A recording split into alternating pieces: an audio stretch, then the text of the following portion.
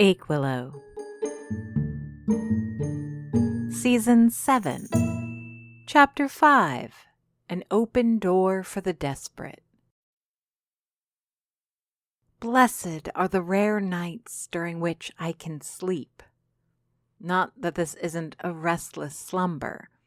The shadow of Olivia's precarious health hangs heavy over my dreams, but I can't complain about the quality of my rest when I'm lucky just to get a wink. Above all, it's a relief to be afforded the luxury of a proper shower and coffee without having to fight for every inch of consciousness. By the time I'm sliding a sheet of fresh croissants out of the oven, I feel almost ready to take on the day. Buttery clouds of steam billow out of the oven, quick to dissipate and flavor the very air inside the Aquilo. 2 more trays wait their turn, along with a big batch of cinnamon rolls, inspired by last night's encounter with the fox. It's going to be a busy day. Thursdays often are. People get their paychecks, they see the weekend on the horizon, and if the weather is appropriate, it'll be just the right conditions for them to come in and treat themselves.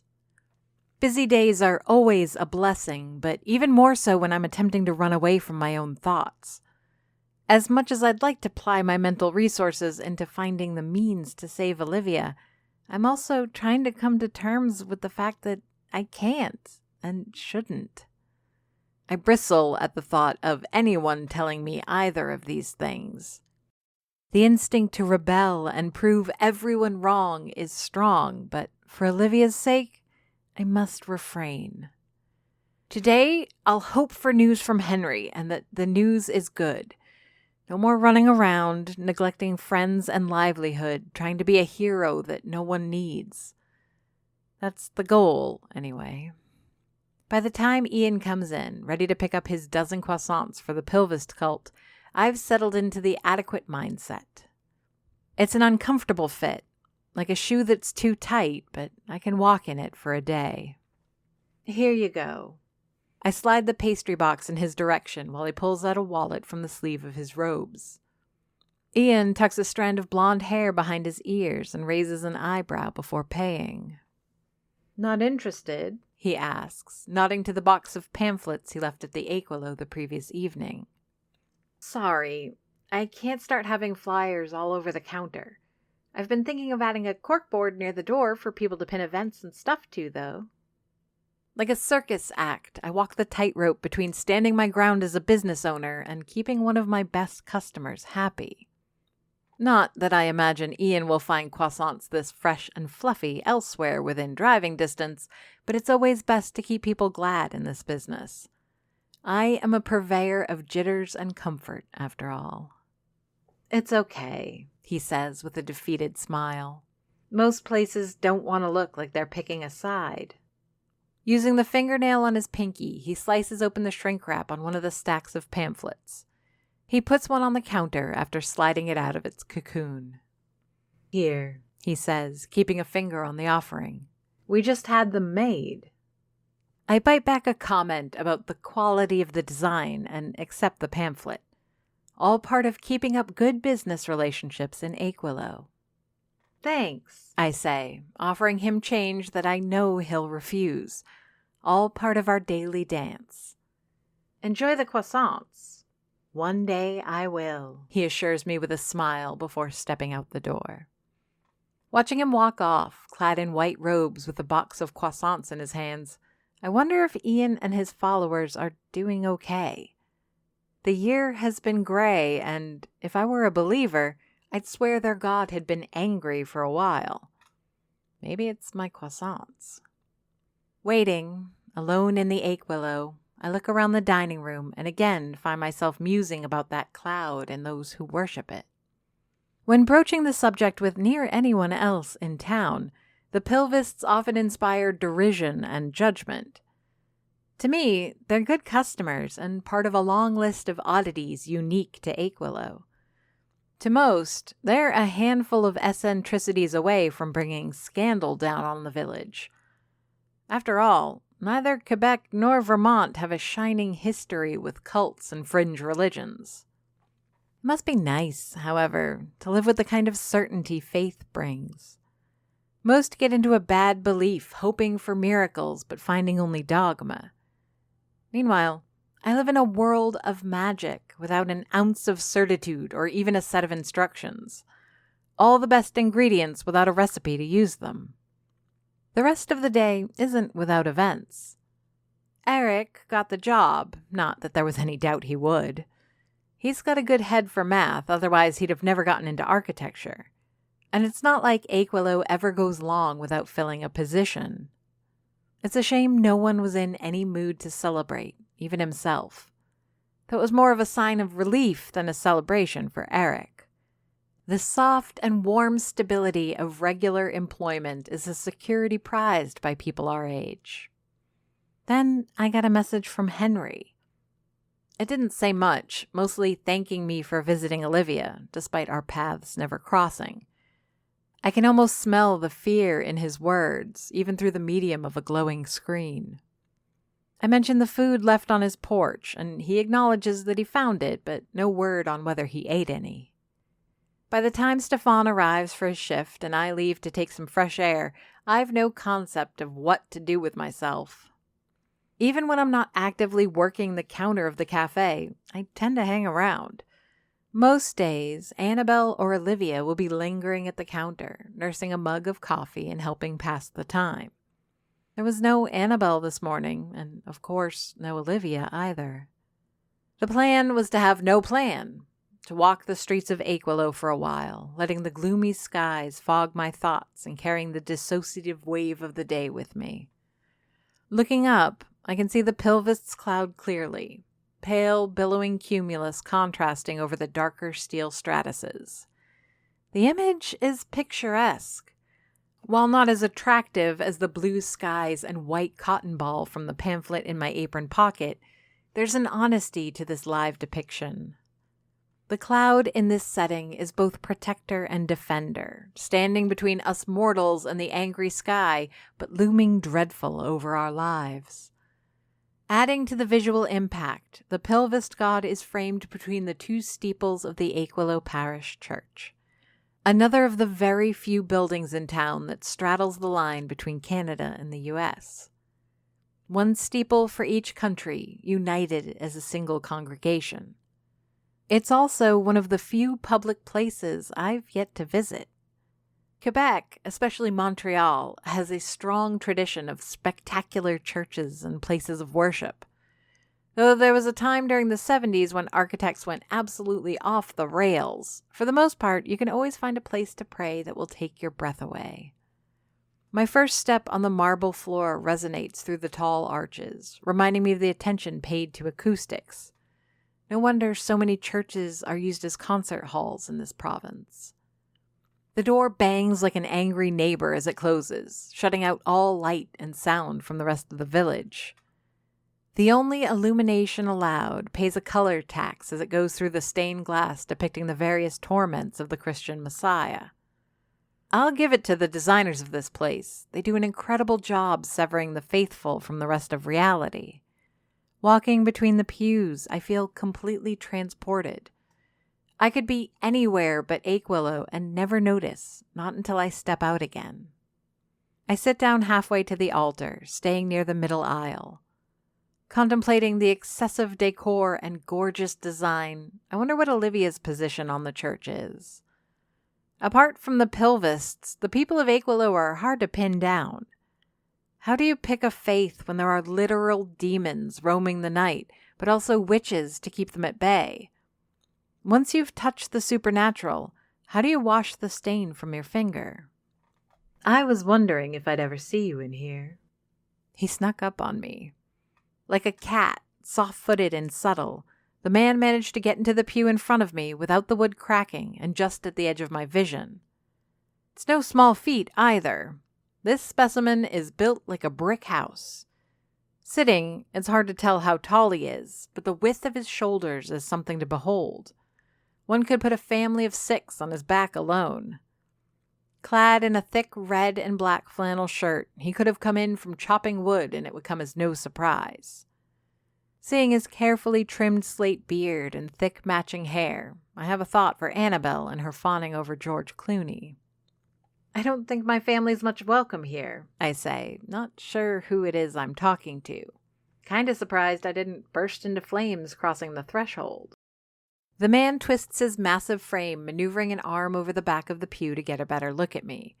I can almost hear the cracking of the wood and the splintering of branches as he does so. The way he stares makes me self-conscious. Not for my appearance, as he doesn't seem to see any of that, but rather for my soul. Father Mitchell? I've heard of the man, maybe even seen him in the cafe, but having stayed out of his church, we've never crossed paths to the point of formal introductions. And I've no doubt he thinks of me in the same light. Miriam Dufour. He doesn't ask.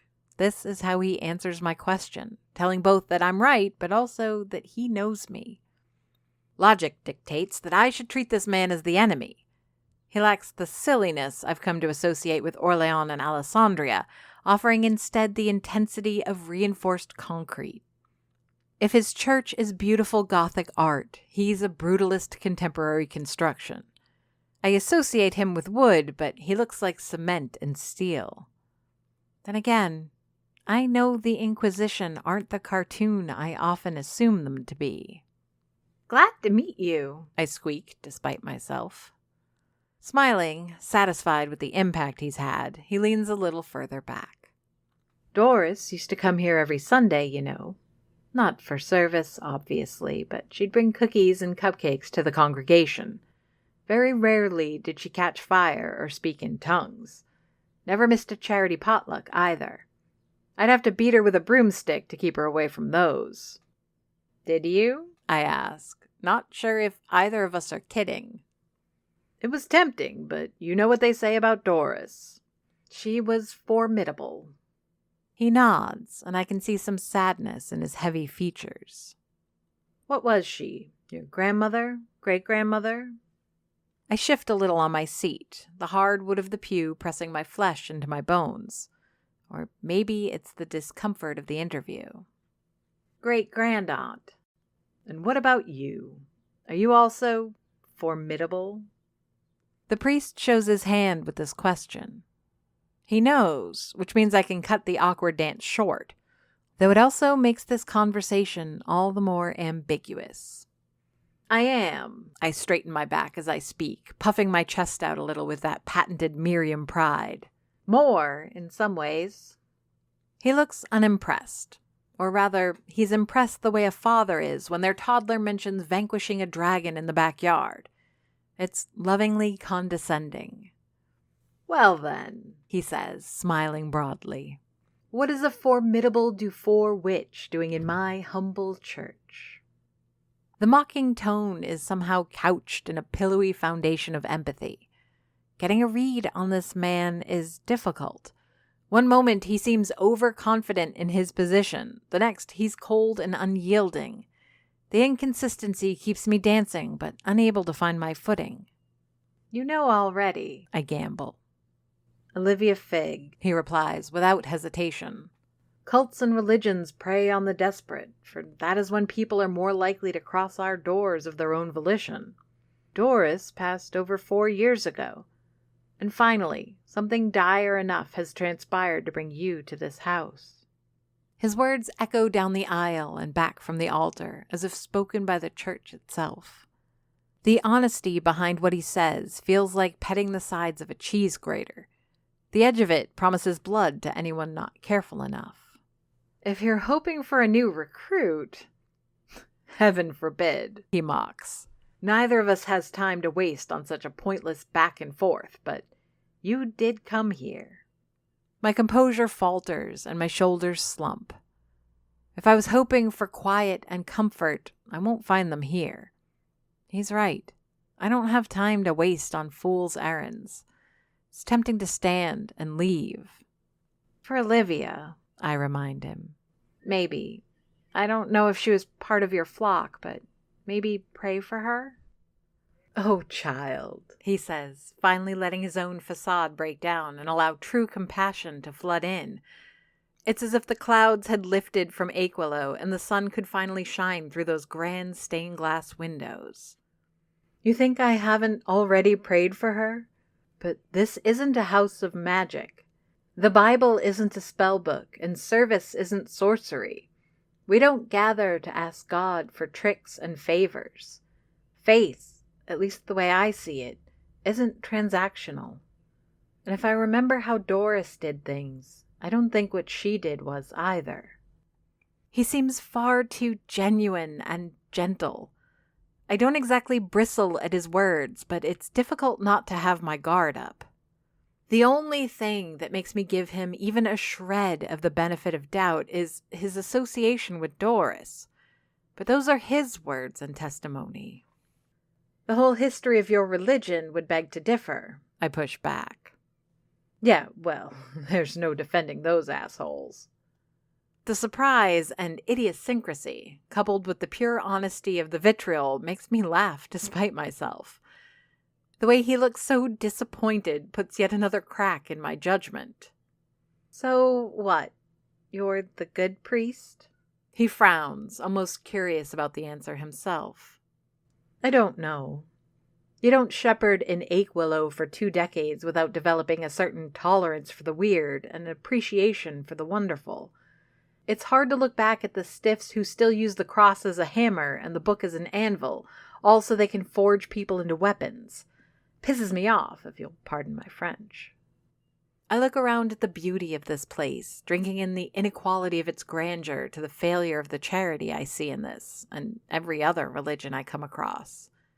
Then I turn that eye inward at my own conflict.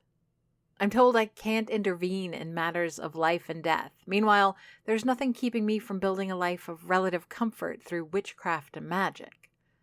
Sucks to be powerless in this world. So there's nothing here for me then, I ask, pushing myself up to my feet. Even while standing over him, the priest looks large.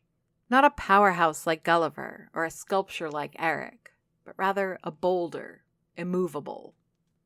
Trading souls for miracles is the other guy's business, he says, turning away to look at the front of his church. But I like to think you've got a friend here. Even if you're not inclined to faith, I'm always available to talk. I walk. With my mood so sour, I doubt anything good would come out of my mouth. I don't need new friends. I have a friend, and she's either dead or dying. What I need are solutions. Father Mitchell is right. His good book isn't full of spells and incantations. The miracles between its pages are stories and allegories. Facts to some, fables to others. They're retellings of things that happened to other people, real or apocryphal. But I do know of a book filled with 6 generations of spells, magics, and secrets. Sure, it's a cookbook, but it doesn't only contain recipes. And the foods mentioned within may not be ingested by Olivia herself, but what if there's something else in there?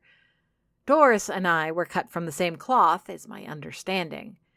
But what about the older Dufours, those farther removed from me? What did Madeline do with her cooking? Or Melody, who lived here before Aquilo was even a real village? What about Philomen, who promises through dreams to save Olivia for me? The people of Aquilo walk down the streets with their umbrellas, ready for the weather to turn on them. Some cast their glances my way, most go about their business. I wonder if they notice my exit from the church, or the quickening of my pace as I turn back towards the Aquilo. My destination isn't my beloved cafe, however. With any luck, I'll find my way to those kitchens soon enough, recipe and hope in my grasp. Until then, I have other options I wish to juggle. Metal steps clang like pots being smashed together as I climb up to my apartment above the Aquilo. Rain drips from my hair, running down my face and into my eyes, mimicking tears. I kick my shoes off with haste and stomp through the apartment into the kitchen, shedding jacket, scarf, apron, and blouse. Grabbing the dish towel hanging from the oven door, I wipe the excess water from my face and try to dry my hair a little. When I'm confident I'm no longer a hazard, I pull out my prized possession. The Dufour Family Cookbook. Slipping on a dry, warm hoodie, I settle at the little dining room table with a notepad and colored pens in tow. It feels like being back at school, except instead of grades, it's a friend's life that's at stake. The very second I flip the book open, I'm reminded why this might not be as much of a fool's errand as one might think. You see, while I have gone through these pages 1,000 times, there's something about their multitude and lack of proper organization that befuddles the mind. Never have I cracked the cover of this book without finding something new and interesting. Usually it's just a recipe. Sometimes it's a note from an ancestor of mine. And sometimes it's magic. And that's what I'm counting on. Not that I don't believe Patience when he claims that I don't have what it takes to save Olivia. But 3 years ago, I didn't know how to bake a cake that fed an insatiable hunger demon. I've made food for ghosts and fed the fae since then. What I'm saying is that the Dufour of yesterday and today might not know how to stand between life and death, but I'm the Dufour of tomorrow. Or at least, I hope to be. It doesn't have to be cooking, either. I mentioned the fae, and it's not totally impossible to ask a favor of them, though I know enough to realize the associated risks. And Patience did say I knew more than my fair share of immortal beings. The raccoons have a reputation for it, and Olivia's very own daughter has traded her mortality for something other. These are not practical options, but they're only a few doors in a tall hotel full of rooms to explore. And behind one of those doors, maybe I find the miracle that angels and priests have denied me. For the longest time, I thought that I could spend a lifetime leafing through recipes without getting tired. I'm not saying there isn't any truth in that, but after 4 solid hours of it, I was beginning to doubt. Like being thrown into a fresh maze made from the same walls as previous iterations, I recognized details in my travel. With a smile, I caressed the handwritten notes in the margin of an orange poppy seed cake. There's also this one recipe with angry scratch marks, the ingredient list scratched out. They're called Methuselah biscuits, but there's nothing in their creation that stands out of the ordinary. My vision starts to blur as the sky darkens outside. Thicker clouds and the arrival of nighttime casting a shadow over my apartment. The passing of precious hours doing the same over my hopes. And that's when I start to notice it. Perhaps I'm like the drunk, discovering what I want to discover through inebriated optimism. Or maybe it's like those stereogram pictures that you can only see once you lose focus. Whichever it is, I start to notice things in the book that I've never really seen before. Notes in the margin that appeared illegible make a little more sense. When I lift the dog-eared corners of Philomene's recipe, I find new scribblings underneath. There's a recipe by Amelia for some delightful thyme and cheddar scones. It comes with a full-page prelude, blog style, about a red scarf she received from Elaine. It makes me wonder about the scarf I found in the Aquilo after it got broken into last year. Picking through the pages, a puzzle emerges rather than an image. I can see now pieces I didn't know existed and how some might fit with others to tell stories. There's more than recipes in here, but also a whole history of the Dufour women. One day I might dig into the archaeology of my family. There's a lot to be discovered here, some of which might be the key to questions I've long held about Doris, Philomene, all of them.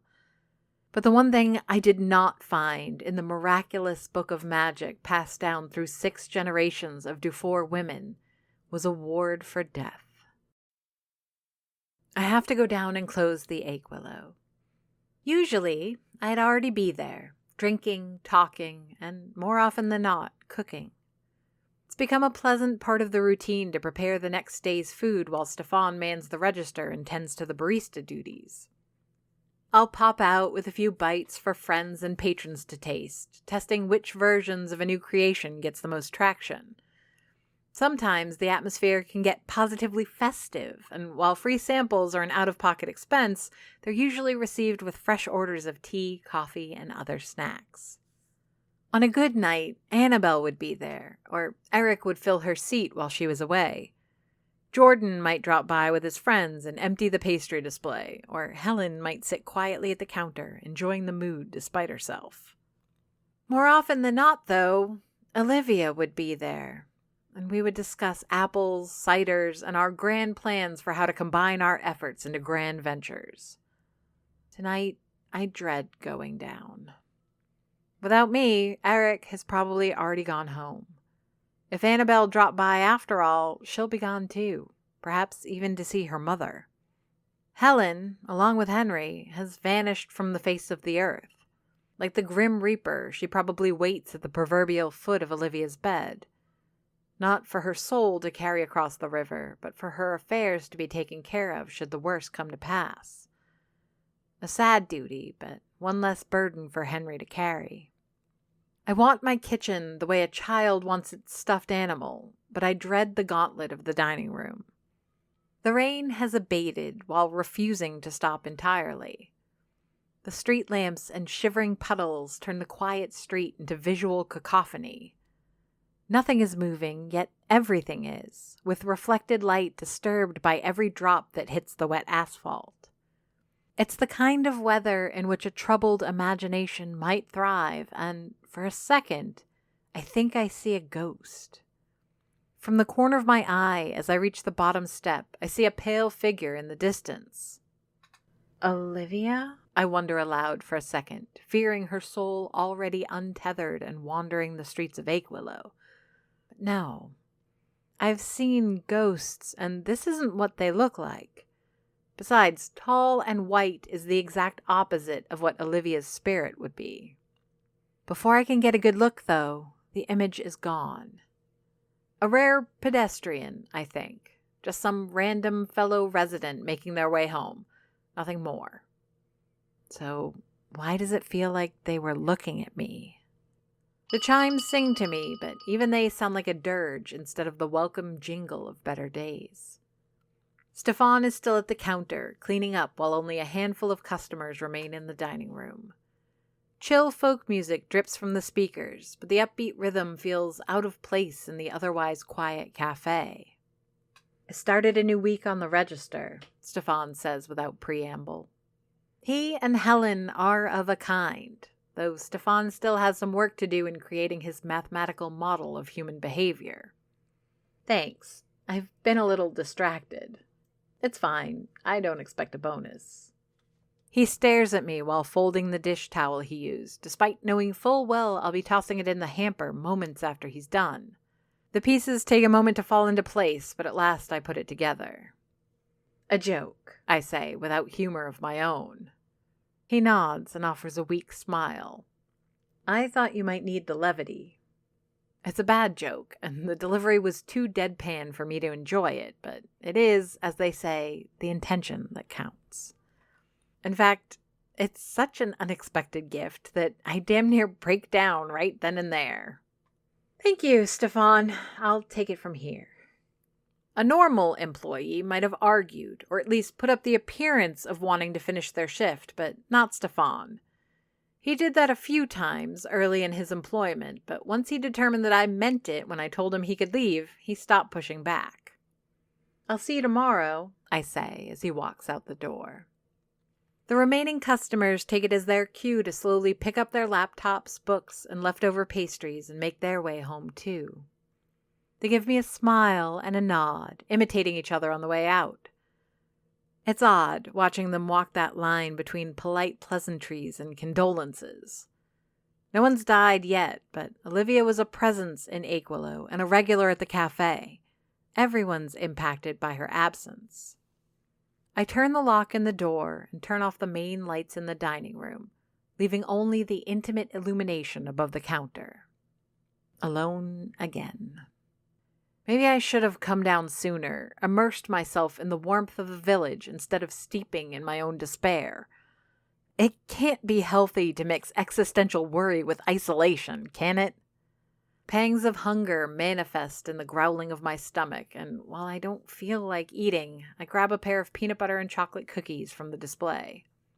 Sitting on the counter, I look up at the series of spoons above the register. Break off a piece of cookie and stuff it in my mouth. As I chew, I remember how I mixed the ingredients, put dollops of dough onto cookie sheets, and enjoyed the aroma as the cookie baked. "What would you do?" I ask one of the spoons hanging above.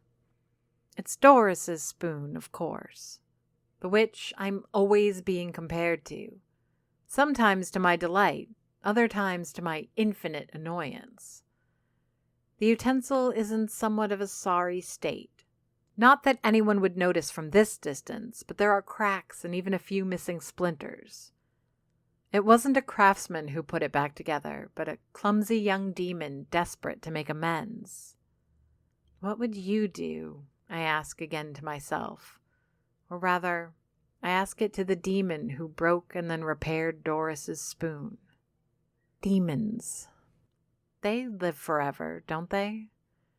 Immortality built into them, for better or worse. Death's hand slips on their existence like a hand closing over an oiled potato. I know demons. I know where to find them and where they come from. I have the tools and knowledge to bend at least some of them to my will. Some have even accused me of keeping one as a pet at the risk of it killing again. After stuffing the rest of my cookie into my mouth, I struggle to stand on the counter so I can reach up and grab that spoon, if only to hold the instrument of my not-so-divine inspiration. I'm about to touch it, to take it in my hands, when a loud knock on the front window startles me, almost sending me crashing to the tiles below. Hand clutching my heart and feet struggling to keep my balance atop the counter, I look to the outside. Who the hell thought it was a good idea to scare the living wits out of the precariously perched woman in the cafe? The image is blurry, shifted and confused by the mock frosted glass of the huge logo, the weak lights above the counter, and the beaded drops of water on the window. There's no mistake, however. The source of my fright is the same white figure I saw spying on me from down the street. Aquilo is written by J.F. Dubeau and narrated and produced by me, Amy Frost. If you enjoyed this podcast and would like to hear more, please rate and review us on Apple Podcasts or your preferred podcast platform. Want to support the show? Buy us a coffee. Go to ko-fi.com/Aquilo to donate. Aquilo has a Patreon. Visit patreon.com/Aquilo for details. Follow us on Facebook, Twitter, and Instagram under the username Aquilo.